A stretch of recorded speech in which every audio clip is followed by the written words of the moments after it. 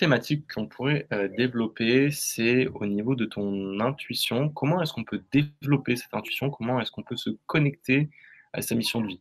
Est-ce que c'est par le yoga? Est-ce que c'est par la méditation? Est-ce que c'est par le silence? Quelle est ta meilleure recommandation? Par l'écoute de soi-même. Je me répète.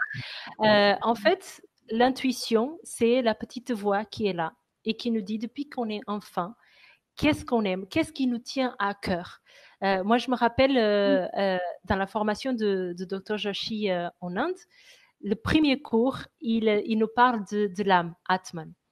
Et il nous dit, il faut écouter cette voix qui vous dit, cet élan qui vient du cœur, qui vient pas du mental, et qui vous dit, c'est ça, moi je veux faire ça. Et pour nous, c'était l'Ayurveda. On était dans la salle, on était tous passionnés d'Ayurveda. Donc, il nous parlait, votre vocation pour faire de l'Ayurveda, ça vient de votre Atman, c'est votre mission de vie, c'est ce que vous devez faire.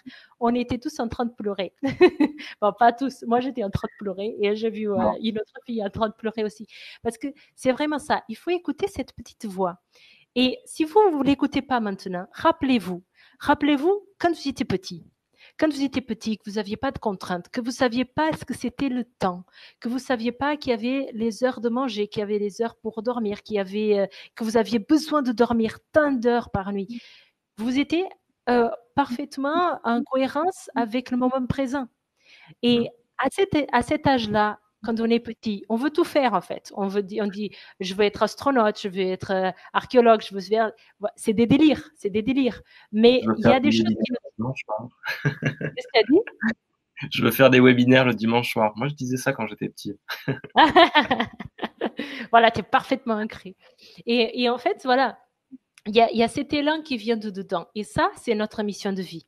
Donc, rappelez-vous de quand vous étiez petit, si vous ne savez pas aujourd'hui quelle est votre mission de vie, essayez de vous reconnecter à cette petite voix, peu à peu, avec la méditation, bien sûr, du yoga, mais surtout l'attention. C'est pas la concentration, parce qu'on se concentre, on oublie tout le reste. Et en fait, là, c'est donner une attention à chaque moment, au moment présent.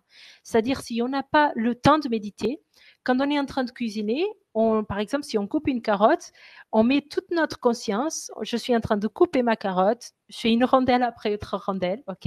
Et là, vous êtes à l'instant présent. Et plus vous faites ça, vous êtes en train d'éduquer. Il se moque de moi, Victor. J'espère que Non, vous non. ne vous moquez pas de moi. Et plus vous faites ça, vous éduquez votre mental, votre esprit à être là avec vous au moment présent. Et donc, il va vous dire des signes. Il va vous dire, non, aujourd'hui, par exemple, ce week-end, là en ce moment, avec mon bébé, je travaille surtout le week-end parce que je m'occupe de lui en semaine. Je me suis réveillée samedi matin, j'avais pas envie de travailler. J'ai quand même travaillé. J'ai pas, mais en fait, je sais pourquoi je l'ai fait, parce que je sais que j'ai une liste d'attente maintenant qui est plus conséquente et que je veux pas laisser tomber les gens. Mais si je m'écoutais à 100%, je le faisais pas. Et ça, c'est de l'intuition. C'est de l'observation, c'est de l'intuition.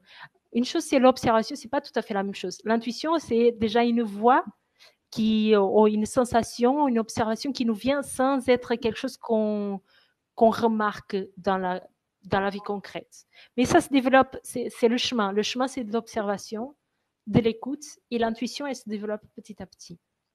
D'accord.